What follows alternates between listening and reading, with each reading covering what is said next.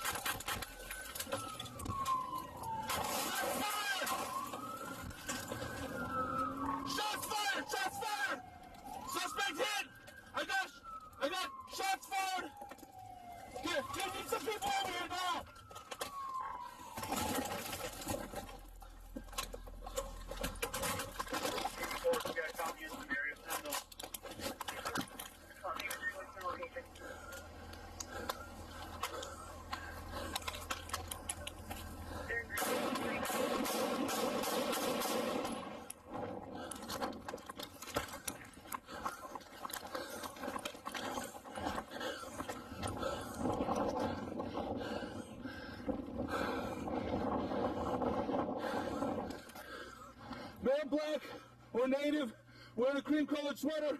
He went in towards the house area. Send me everybody you got. He's still armed.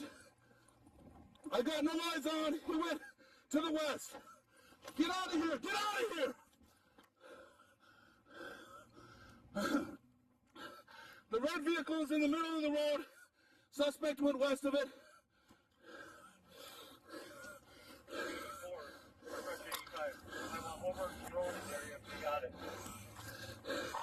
Give me some units up to me right now. Any more units add one?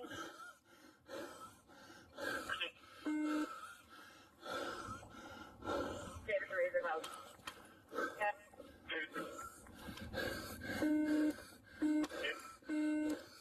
Block off West Mason. The next unit come up here. Block off West Mason and Green Ridge. Don't let any traffic through. The suspect's going to be anywhere here to the west. What are you going through?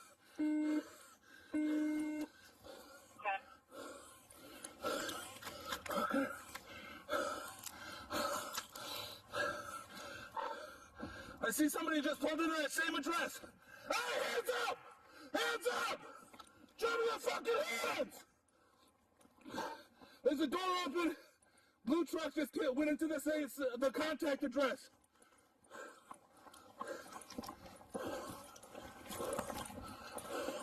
Adam 1, where are you? 914 Green Ridge. I'm behind a truck. I'm behind cover.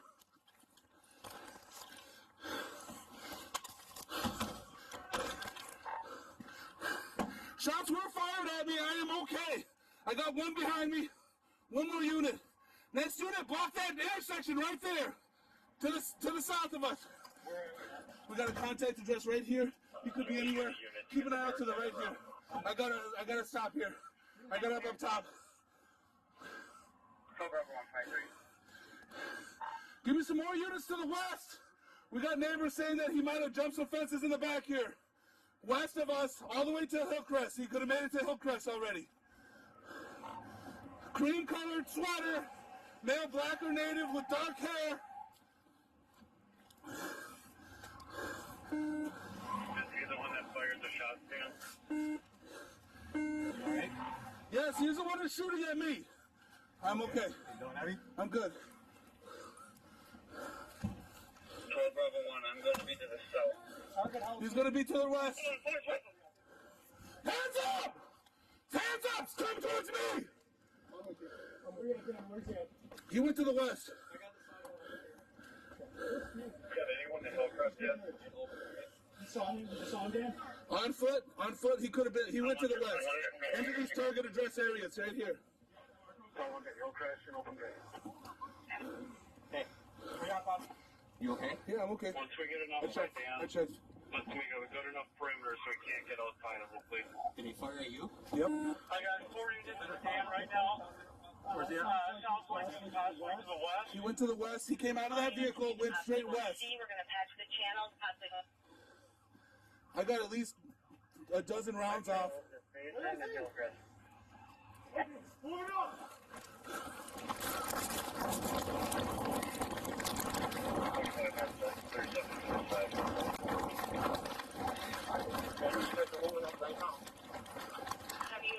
I got this out.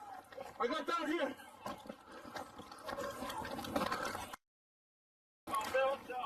Give me rescue. Yep, that's him. Stay back. Man, after looking at this video, I'm just glad the police officer didn't get hurt because he put himself in a very tough situation where he could have gotten shot. After he gets behind the car and he's stopping the vehicle, the driver jumps out and immediately points his weapon at him, and the officer begins to discharge his weapon through the windshield, which I thought was excellent tactics. I mean, you hate shooting up your police car, but you know, you want to save your own life first. But then the police officer drives past the offender and starts to discharge his weapon. I thought that once the driver came out of the car and he was, I think, a good distance from the car and he discharged his weapon, I thought that was a perfect place to do a felony stop, to set up a perimeter, everything that he needed to do. I think that he was in the perfect position to do that there. But I guess he didn't feel comfortable or safe, so you see him drive his car up the road, do a U-turn, and then come out with his long rifle, and then eventually discharge some rounds downrange towards the suspect.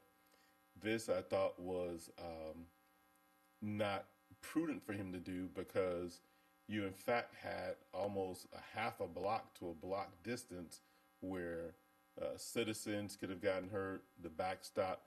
That round that's coming out of that shotgun, that rifle, is so much faster than the handgun. It travels so much further than the handgun. So I would have liked to seen him get a little closer, or like I said, even if he felt like he needed to drive past the suspect to take a different tactical approach, he could have turned his car away and then used the rear of his car to set up.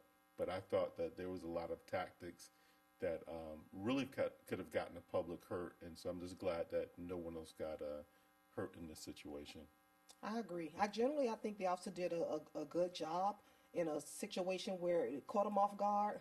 But what can we learn from this? I think from that aspect.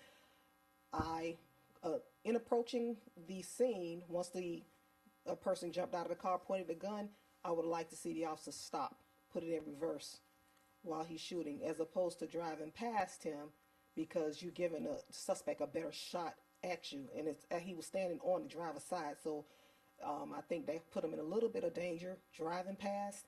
And once he went down the block and took a stationary position and jumped out of the car, firing at range, downrange, I don't know how good his target acquisition was at that point, or was he threatened at that time when he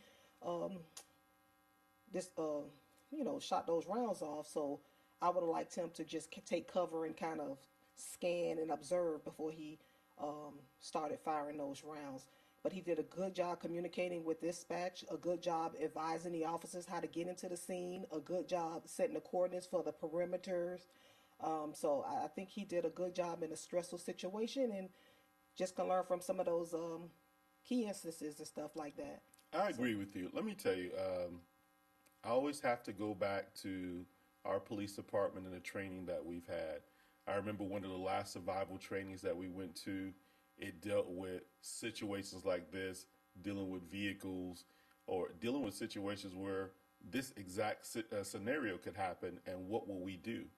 And so we practiced this exact scenario where it was someone who came out of a car and discharged a weapon at us, or even somebody walking in front of us with our seatbelt on, discharging their weapon at us. So, you know, this comes down to really training your training unit, putting you through these types of scenarios and things of that nature. And so that's why I feel like even though he was surprised when this person came out of the car and pointed his weapon at him. This is actually something that is relatively routine, because if you're doing and I don't want to make it seem like police work is routine, but the activity of someone coming out of the car when you just do a regular traffic stop and you pull them over to get them a ticket, this is something that where people, typically try to beat you out of the car, and you're taught to not let anyone beat you out of the car. So I think that this was one of those scenarios where I felt like he really reacted appropriately and discharged his weapon through the windshield. But at that point, I think that he should have set up right there. He could have did a perimeter. Even if he would have turned his car sideways, if he felt, so threatened at that point, just some things instead of going down the road. I thought that was a bit much. And like you said, when you go through these situations, you don't know what's going to happen or, how you're going to respond. But one thing that I do know is the more training that you do, the more practice that you do, the more talking yourself through these scenarios truly helps you when the situation happens. Absolutely. Agreed. So I don't have anything more to add to that. So what about you? That's about it. I'm just glad that the officer didn't get hurt. Unfortunately, it appears that the suspect took his own life. But, sometimes these situations end like this. With that, another episode of Car to Car Podcast. Please be sure to like, share, comment, and subscribe. And until next time.